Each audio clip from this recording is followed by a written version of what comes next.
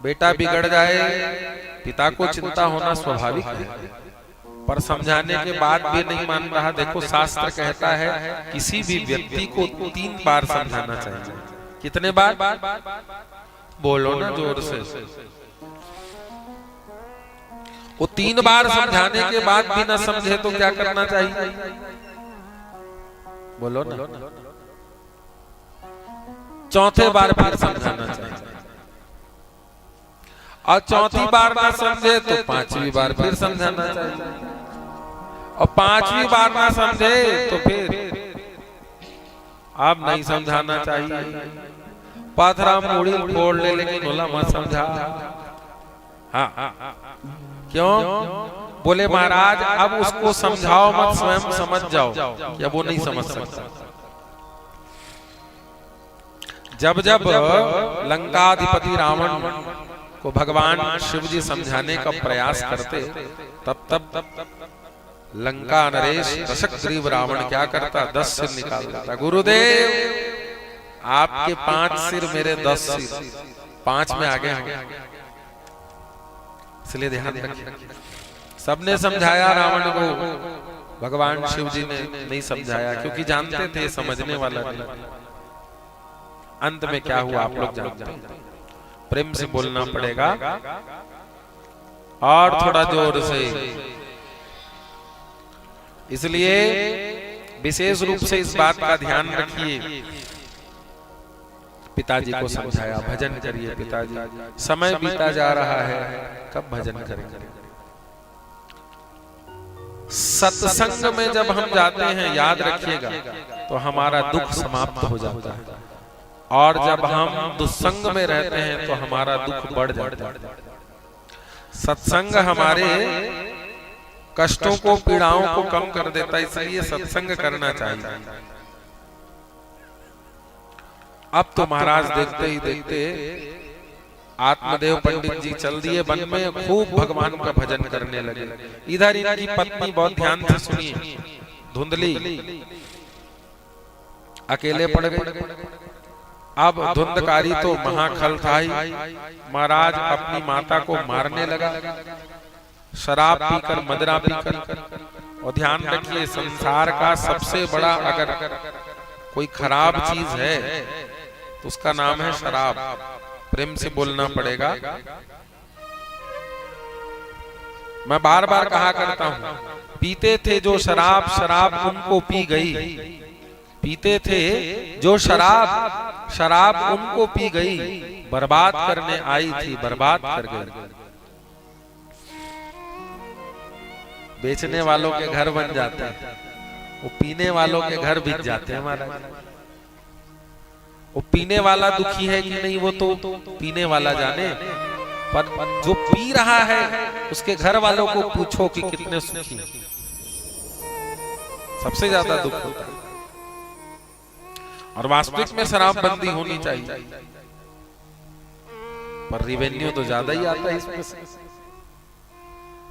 पर समाज को अगर वास्तविक में नई दिशा की ओर ले जाना है तो आज के हमारे नौजवान भाइयों को, नौजवान साथियों को, युवकों को, छोटे छोटे बच्चों को नशे से बचाना पड़ेगा। और केवल शराब का नशा नहीं, अनेकों प्रकार के नशे हो रहे हैं महाराज आजकल। इसलिए समाज विकृत हो रहा है। इसलिए नशे से रक्षा का अभियान प्रत्येक गांव में होना चाहिए।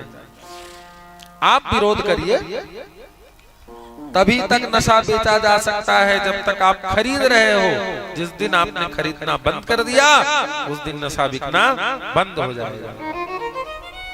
इसलिए ध्यान रखिए। शराब सा से सड़ाती है, र से रुलाती है, बा से बर्बाद कर देती है।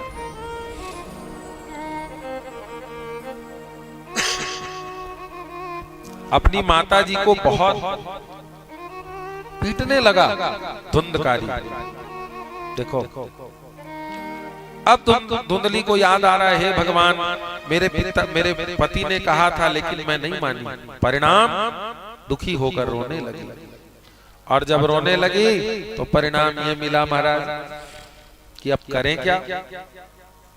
तो सीधे जाकर वहीं एक कुआं था, कुएं में छलांग लगाई और सोई मर गई, आत्महत्या कर लिया।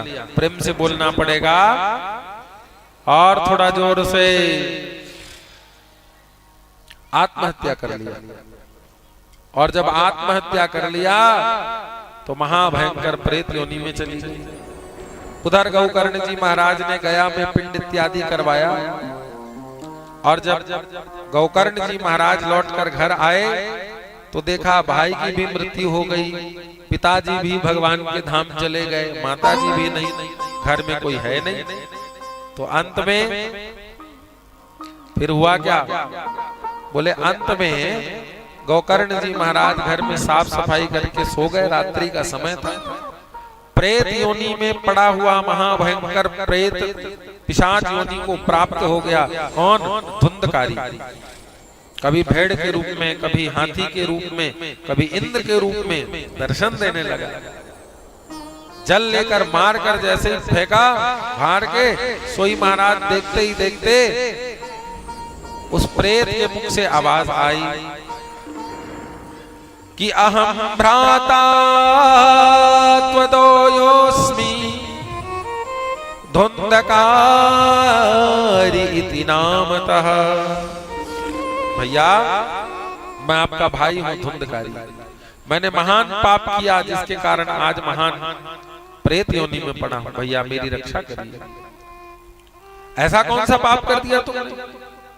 मैंने माता का अपमान किया, पिता का अपमान किया, ना जाने क्या क्या मैंने कर्म किए। ब्राह्मण होकर के मैंने मदिरापान किया और महाभयंकर कहा प्रेत योनि में पच रहा, मेरी रक्षा करिए। तब गौकर्ण जी महाराज ने भगवान सूर्य नारायण का ध्यान किया और सूर्य नारायण भगवान का ध्यान करके पूछा। अब आप ये कह सकते हो, आप प्रश्न कर सकते हो कि भाई गौकर्ण जी महाराज के नाम से तो, गौकर्ण जी महाराज ने तो धुंधकारी के नाम से गया में श्राद्ध कराया था। प्रेम से बोलना पड़ेगा। और जिनका गया में श्राद्ध हो जाए वो मुक्त नहीं होंगे, ऐसा है ही नहीं। गया श्राद्धे महात्मा नाम, बहुत महत्व है गया श्राद्ध का। बड़े से बड़ा पापी अगर उसके निमित्त पिंडदान कर दिया जाए तो उस जीव का कल्याण हो जाता है।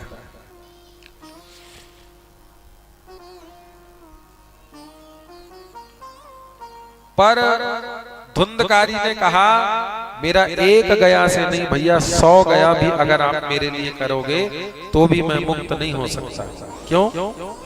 क्योंकि मैंने अग्र श्रेणी का मैं पापी हूं। मैंने वो पाप किया है जो एक गया नहीं, हजारों गया से भी दूर नहीं हो सकता।